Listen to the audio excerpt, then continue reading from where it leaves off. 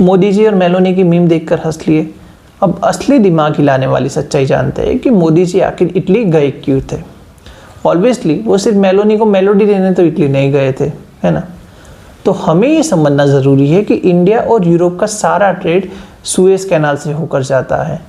और हमने recently straight of hormones के एग्जाम्पल से समझा कि अगर हम एक ही ट्रेड रूट पर डिपेंडेंट रहते हैं तो वॉर लाइक सिचुएशन में हमें इसके क्या क्या कॉन्सिक्वेंसेस देखने को मिल सकते हैं। और सुएज कैनाल पर चाइना का इन्फ्लुएंस है। मान लो कल को चाइना के साथ वॉर लाइक सिचुएशन होती है तो चाइना सुएज कैनाल को ब्लॉक करके हमारी इकोनॉमी को डैमेज कर सकता है। इसीलिए हमने एक नया ट्रेड रूट बनाया जिसमें हम चाइना को बाईपास करके सीधा मिडल ईस्ट और यूरोप से कनेक्ट करेंगे, जिसका नाम है आईमेक यानी कि India middle east Europe corridor. और इस कॉरिडोर में इटली एक बहुत ही महत्वपूर्ण सेंटर है, क्योंकि इटली ने रिसेंटली चाइना के बेल्ट एंड रोड इनिशिएटिव से भी पुल आउट किया है और इटली अपनी डिपेंडेंसी चाइना पर से कम करना चाहता है।